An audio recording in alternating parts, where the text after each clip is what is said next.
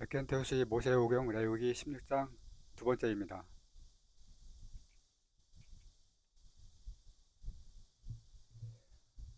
보라 세상 죄를 지고 가는 하나님의 어린 양이로다. 요한복음 1장 29절 말씀. 우리는 이 구절과 요한 일서에 온 세상을 위한 화목제물로 주 예수 그리스도를 언급하고 있는 구절을 연관시켜 볼 수도 있다.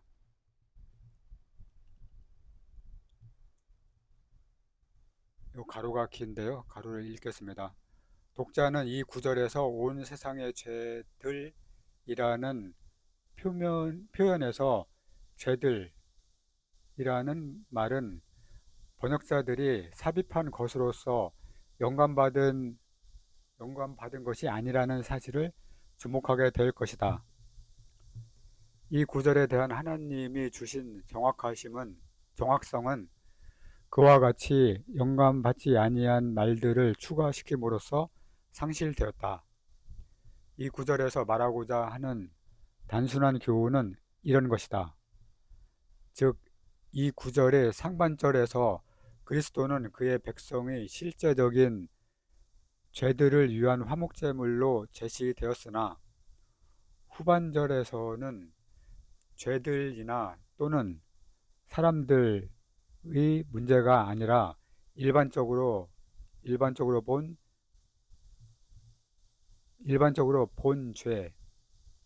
죄와 세상, 일반적으로 본 죄와 세상의 문제인 것이다.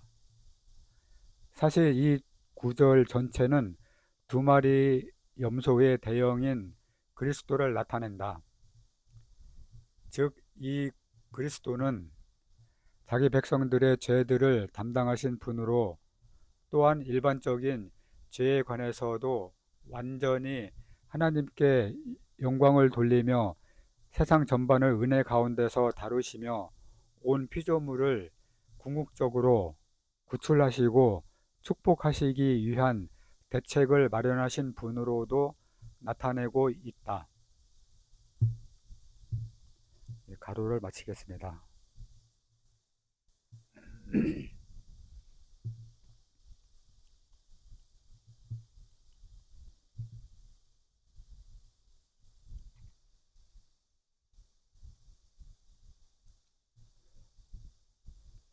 이 두 구절에서 주 예수는 가장 넓은 의미에서 본 죄와 세상을 해결하고 하나님을 완전히 영광스럽게 하신 분으로 지칭되고 있다.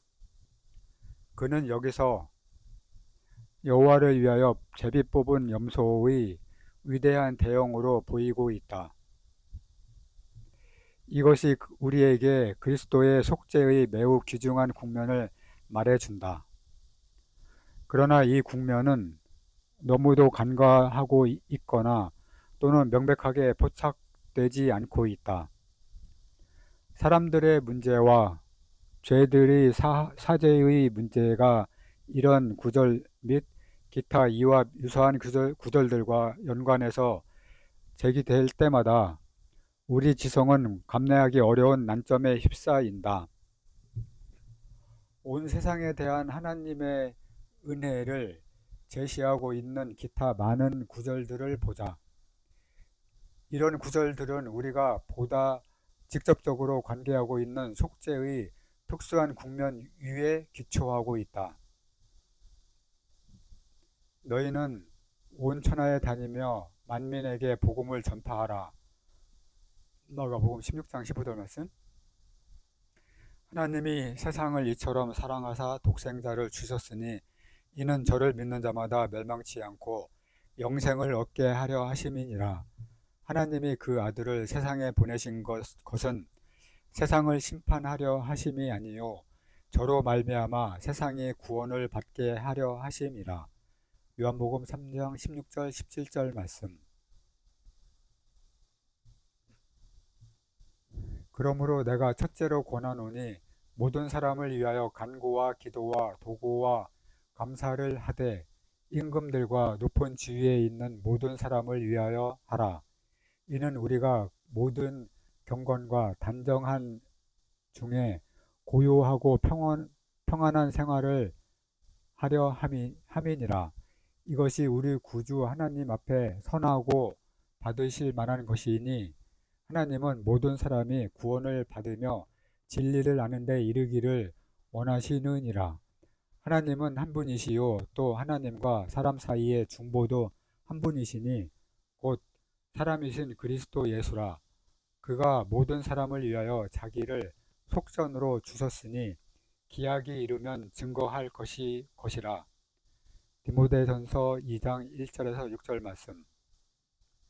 모든 사람에게 구원을 주시는 하나님의 은혜가 나타나 디도서 2장 11절 말씀.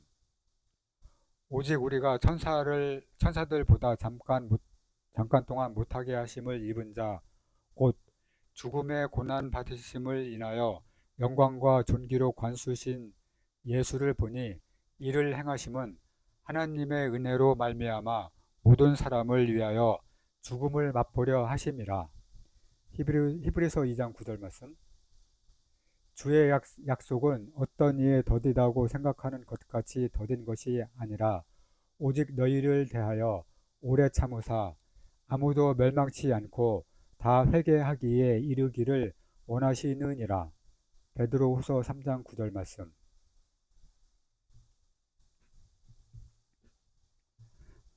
이상의 성경 구절 및 그와 유사한 구절이 말해주고 있는 명백한 의미를 굳이 피하려고 할 아무런 이유가 없다. 이 구절들은 인간의 책임이나 또는 하나님의 영원한 섭리에 대해서는 일체 언급하지 않고 모든 사람에 대한 하나님의 은혜만을 명백하고도 분명하게 증거하고 있다. 물론 인간의 책임이나 하나님의 영원한 섭리 등이 하나님의 말씀 가운데 분명하고도 온전하게 그리고 애매함이 없이 명백하게 가르쳐진 바 있다. 인간은 책임적 존재자이나 하나님은 주권자이시다. 성경을 따르는 사람은 누구나 이런 사실들을 인정한다. 그러나 동시에 지극히 중요한 것은 하나님의 은혜와 십자가의 넓은 국면을 인식하는 일이다. 그것이 하나님을 영광스럽게 하며 또한 인간에게 전적으로 핑계할 수 없도록 만든다. 사람들은 하나님의 작정을 논하고 또 인간은 하나님의 영향력이 없이는 믿기엔 무능하다고 주장한다.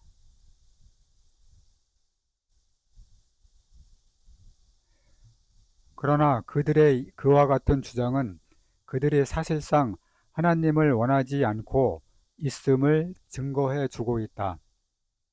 왜냐하면 그들이 진정 하나님을 원하기만 한다면 하나님은 그들이 발견하기에 충분히 가까이 계셔 주시기 때문이다.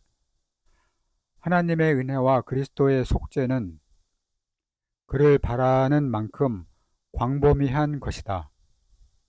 누구나, 모든 사람, 누구든지, 모두라는 말은 하나님이 친히 하신 말이다.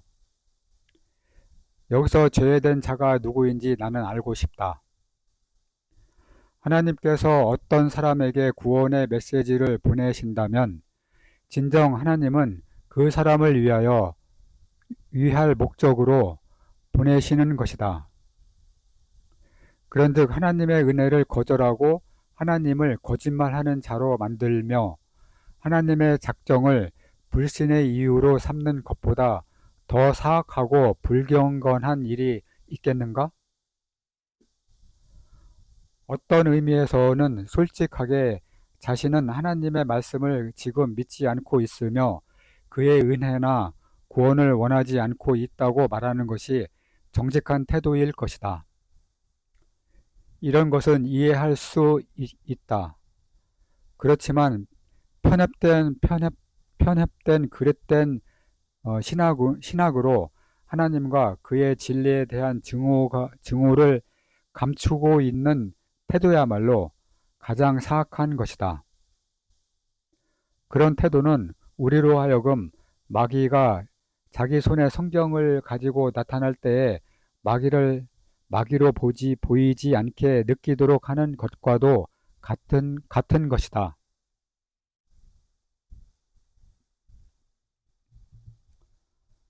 하나님께서 사람들에게 복음을 전파하라고 명령해 놓고도 다시 그 하나님의 은밀한 작정과 섭리에 의해 사람들이 그런 복음을 받지 못하게 된 것이 사실이라면 도대체 무슨 의의 원리에 입각해서 사람들이 복음을 복종치 않는 자들에게 영원한 멸망의 형벌을 내릴 수 있단 말인가? 데살로니가 후서 1장 6절에서 10절 말씀. 멸망받은 사람들이 거하는 저 우물한 사역 전체를 통해 자기가 그런 곳에 있게 된 것에 대해 하나님의 섭리를 비난할 영혼이 단 하나라도 있을까? 하나도 없다. 정말 있을 수 없다. 왜냐하면 하나님께서는 믿는 사람들의 구원을 위해서는 물론이거니와 복음을 거절하는 사람들에 대한 하나님의 은혜의 국면을 위해서도 그리스도의 속죄 속에서 충분한 대책을 마련해 주셨기 때문에 핑계할 수 없다. 사람이 영원한 멸망의 형벌을 받게 되는 것은 그가 믿을 수가 없기 때문이 아니라 고의적으로 믿지 아니하려 하기 때문인 것이다.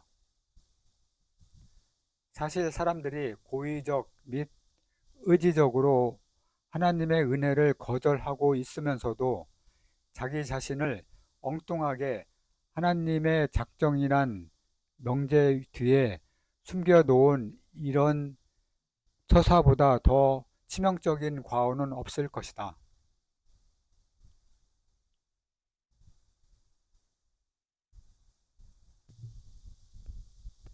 이것은 편협한 신학교의에 의해 지지를 받고 있는 처사라서 더욱더 위험스러운 것이다. 하나님의 은혜는 모든 사람에게 값없이 주어진다. 어떻게 그럴 수 있느냐고 질문한다면 그 해답은 여호와께서 넓은 국면에 걸친 일반적인 죄에 대해서도 유감없이 영화롭게 되시고 또 모든 사람에 대해서 은혜 안에서 자유롭게 활동하시며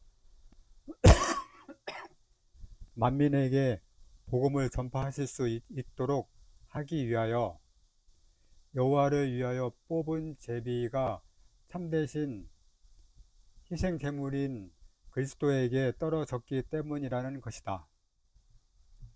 이 은혜와 말씀 전파는 확고한 기초를 지니고 있다.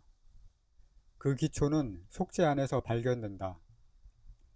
비록 사람은 거절하고 있지만 하나님은 은혜를 베푸시고 구원을 주심으로써 영광을 받고 계신다. 그것은 전자와 후자가 공히 의존할 수 있는 기초가 있기 때문이다.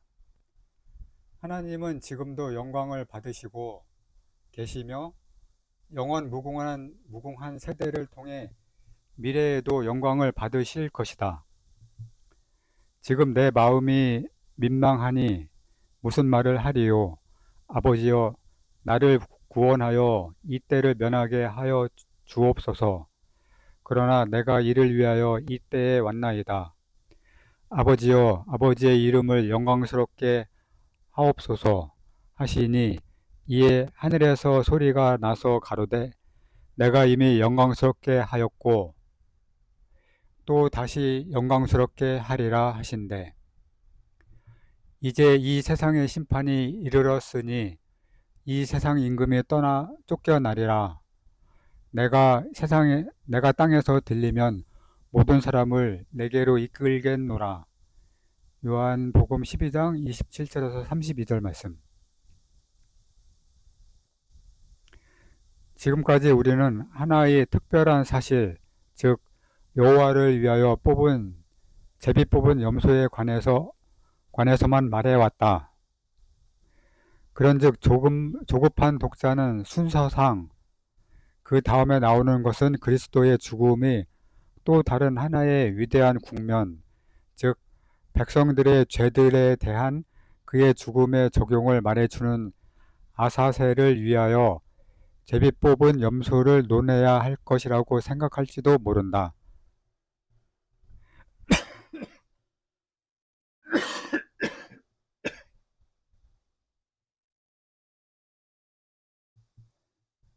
그러나 그렇지 않다. 그것을 다루기에 앞서 우리 앞에 제시된 귀한 진리를 최대한도로 유감없이 확증하는 일이 먼저 있어야 한다.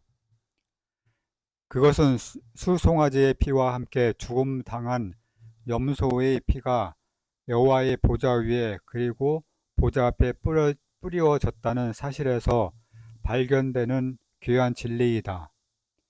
이렇게 피를 뿌린 목적은 하나님의 보좌의 모든 요구 조건이 속죄의 피 가운데서 충족되었으며 하나님의 도덕적 통치의 모든 요구에 대해서도 만족한 대책이 구비되었다는 사실을 보여주기 위해서이다. 아론은 자기를 위한 속죄제의 수송아지를 들이대 자기와 권속을 위하여 속죄하고 자기를 위한 그 속죄제 송아지를 잡고 향로를 취하여 여호와 앞 단 위에서 불을 그것에 채우고 또 두 손에 곱게 간 향기로운 향을 채워 가지고 장 안에 들어가서 여호와 앞에서 분향하여 향연으로 증거계 위 속죄소를 가리우게 할지니 그리하면 그가 죽음을 면할 것이며. 레위기 16장 11절에서 13절 말씀. 우리는 여기서 아주 명백하고도 놀라운 사실이 드러나고 있음을 본다. 속죄의 피는 장 안 지성소로 가지고 와 거기서 이스라엘의 하나님의 보좌 위에 뿌려졌다. 하나님의 임재의 향연이 거기 있었다. 아론이 죽음을 당하지 않고 영광의 직접적인 임재 가운데 나타나기 위하여 향연이 일어나서 속죄소를 가리웠다. 이 속죄소 위에는 속죄의 피가 7번 뿌려졌다. 곱게 간 향기로운 향은 그리스도의 인격의 향기를 표현한다. 그것은 그리스도의 고귀한 희생제사의 아름다운 냄새이다. 그는 또 수송아지의 피를 취하여 손가락으로 속죄소 동편에 뿌리고 또 손가락으로 그 피를 속죄소 앞에 7번 뿌릴 것이며 또 백성을 위한 속죄제 염소를 잡아 그 피를 가지고 장 안에 들어가서 그 수송아지 피로 행함같이 그 피로 행하여 속죄소 위와 속죄소 앞에 뿌릴지니. 14절 15절 말씀. 7은 완전수이다. 속죄소 앞에서 7번 피를 뿌린 사실에서 우리는 그리스도의 속죄를 무엇에 적용하든 가령 사물이나 장소나 사람 등 어느 곳에 적용하든 하나님의 존전에서는 완전하게 평가받는다는 것을 알게 된다. 참된 아론의 집인 교회의 구원을 확보해 주는 피, 이스라엘 회중의 구원을 확보해 주는 피, 온 피조물의 최종적인 회복과 축복을 확보해 주는 피, 이 피로 말미암아 그리스도의 완전함과 향기로움과 고귀함을 따라서 하나님 앞에 드리셨으며 뿌려졌으며 또 용납되었던 것이다. 그 피의 능력 안에서 하나님은 그의 은혜의 영원한 모든 섭리를 성취하실 수 있다. 하나님은 죄와 사탄의 모든 세력에도 불구하고 교회를 구원하시사 영광과 위엄의 최고의 수준에 올려 놓으실 수 있다.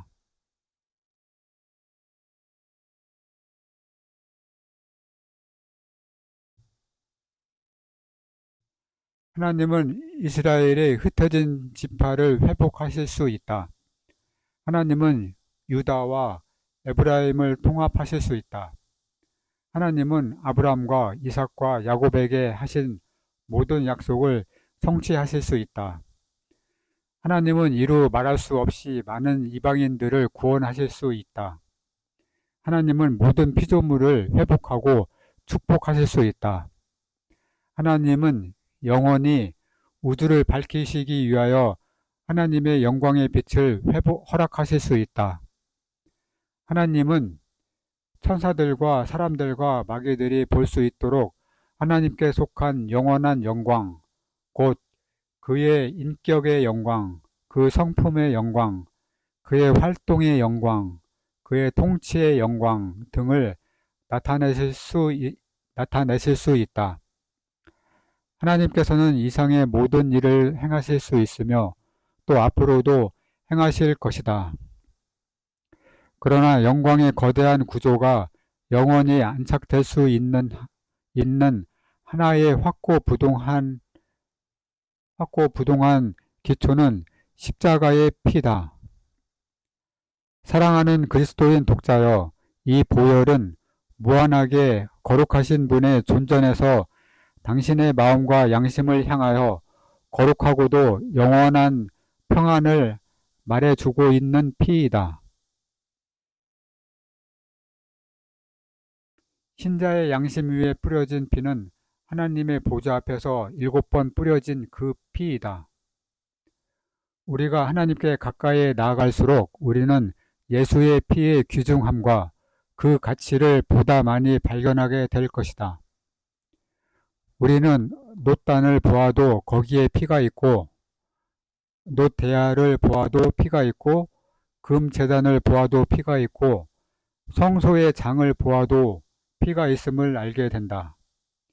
장 안이나 여호와의 보좌 앞이나 하나님의 영광스러운 임재에서나 어디를 보든 피가 없는 곳이란 없다.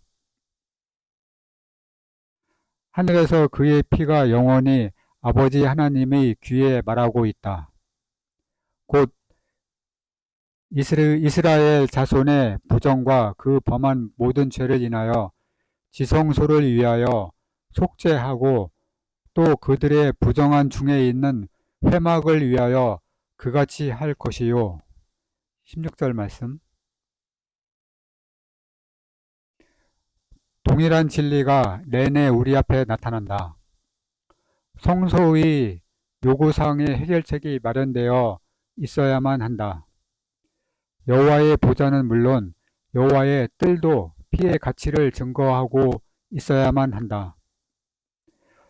이스라엘의 부정한 가운데 있는 회막일망정 하나님의 속죄의 대책에 의해 둘러싸여 있어야만 한다. 여호와는 모든 것에 있어서 자기 자신의 영광을 위해 준비하셨다. 그런즉 제사장과 그의 제사장적 봉사, 예배의 처소와 그 안의 모든 것들이 반드시 피의 능력 안에 있어야만 한다. 거룩하신 하나님께서는 피의 능력이 없다면 회중 가운데 단 한순간이라도 머물러 계실 수가 없다. 피의 능력이 있기 때문에 하나님께서는 과오투성이의 백성들 가운데 거하시며 활동하시며 통치하실 수가 있었다. 그가 지성소에 속죄하러 들어가서 자기와 그 권속과 이스라엘 온 회중을 위하여 속죄하고 나오기까지는 누구든지 회막에 있지 못할 것이며 17절 말씀. 아론은 백성의 죄를 위해서는 물론이거니와 자기 자신의 죄를 위해서도 제사를 드릴 필요가 있었다. 그는 피의 능력 안에서만 성소에 들어갈 수 있을 뿐이다. 우리는 17절에서 교회와 이스라엘의 회중 양자에게 적용되고 있는 그리스도의 속죄에 대한 모형을 본다. 교회는 지금 예수의 피에 의해서 지성소에 들어간다. 히브리서 10장 말씀.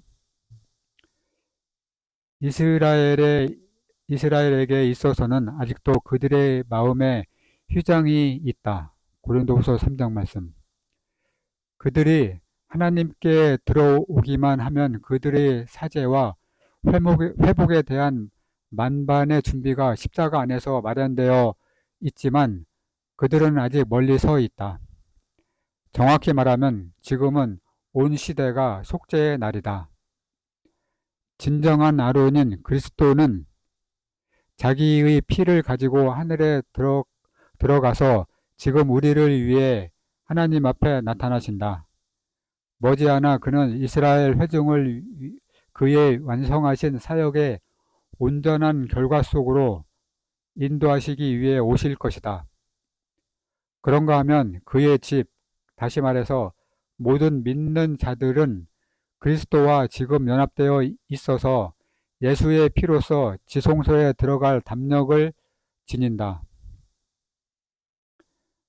그는 여호와 앞 단으로 나와서 그것을 위하여 속죄할지니 곧 그 수송아지의 피와 염소의 피를 취하여 단 귀퉁이 뿔들에 바르고 또 손가락으로 그 피를 그 위에 7번 뿌려 이스라엘 자손의 부정에서 단을 성결케 할 것이요.